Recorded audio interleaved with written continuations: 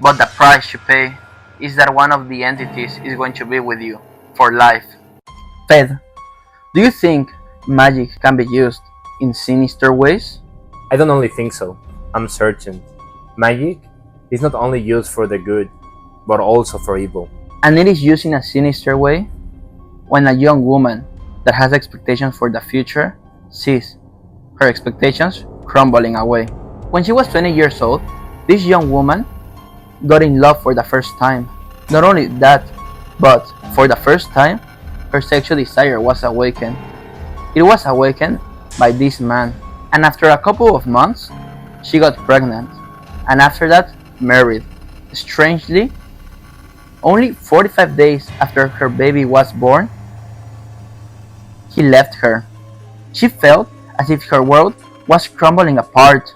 She didn't know what to do, but she decided to do nothing. She only wanted to have her life back. Her husband told her he was leaving because he knew it wasn't going to work out, and nobody should keep doing something that is not going to work out. After a while of her living alone with her baby, she went to see her mother. There, her mother told her that she had something for her, something she felt she needed to give to her. Her mother took out a business card and gave it to her. She didn't really pay attention to it and put it away. After that, she kept finding the business card in weird places. For example, when she was doing chores at the kitchen, she would find a business card on top of the kitchen table or at a counter.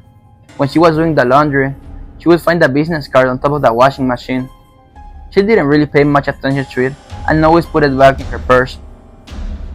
After some time, she went back at her mom's place, and there, she found the business card as she was reaching for some diapers. For the first time, she paid attention to it and noticed what it said. It was the business card of a tarot witch. That same night, something strange happened. Her husband came back and he fell asleep at her bed. She went to sleep with him, but she noticed how he kept getting messages from another woman asking, "Where are you at? When are you coming back?" After he woke up, he took a shower and left. The next day, he told her that he didn't know what was happening to him. He wanted to be with her, but he was acting like an addict. She told him about this tarot witch and they made an appointment. 3 days later, they were there. A man around 40 to 45 years old received them.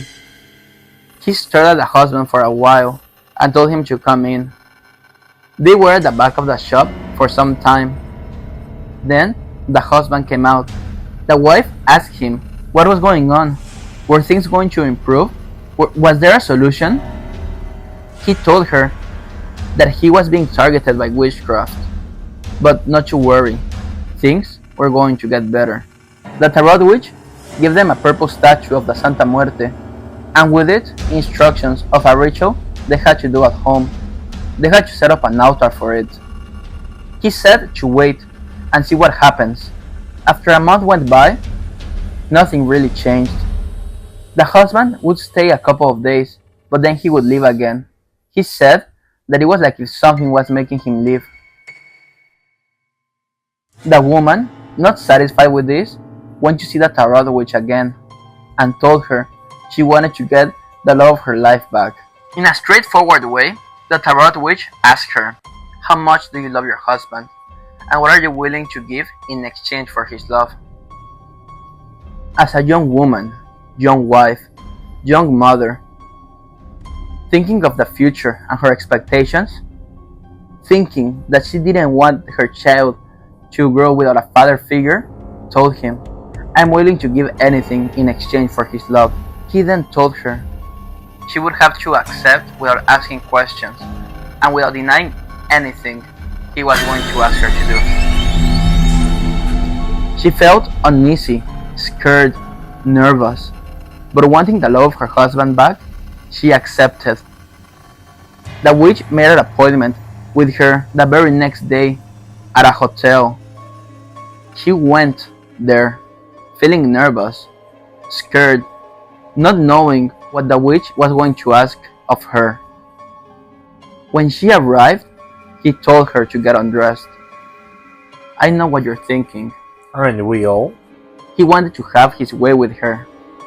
But as he asked this, from his backpack, he took out some jars with a strange liquid and herbs. He told her to spread the liquid on her body. She thought about this for an hour. She could have left in any moment. She could have run away. But she kept thinking she was doing this for her husband, for love, and accepted. She started to spread this liquid on her body. Then, once she was fully covered with the liquid from head to toe, the warlock told her to lay on the bed so her body could absorb the liquid better. As soon as she laid on the bed, she fell into a trance. She says she felt a weird feeling go through her body. When she opened her eyes, she was terrified. She saw two big entities standing in the room. In front of the bed was the witch, kneeling, praying in a dialect she couldn't understand. She felt a heavy atmosphere with a heavy energy touching her body. After seeing and feeling this, she let out everything she was holding in a loud scream. After this, she woke up and saw the warlock holding a candle in appreciation. He told her, "Now everything is going to be alright. Your husband is going to come back, and your family will go back to normal. But the price you pay is that one of the entities is going to be with you for life." After that, things started to improve. Her husband did come back, and the relationship was even better than at the start. You could say things were better than ever. But now, one of these entities was going to be with her for life. And something strange started to happen. Even though she was only 21 at the time, after this ritual, she looked like someone of 35 years old.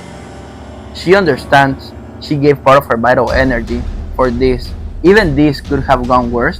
She's happy because now she has the love of her life back. Will you do something like this, Fed, for love? I wouldn't do witchcraft to get with someone, and I wouldn't pay with vital energy for nothing. But the worst part for me is that, as they say in Mexico, whoever does witchcraft to you is someone that is very close. And she did it to the person that she says is the love of her life. And for me, there's no justification to do witchcraft against someone or to control someone. She tied him up to her, even though she might not have wanted that. Now, his will is not even hers, but of the entity that feeds on her.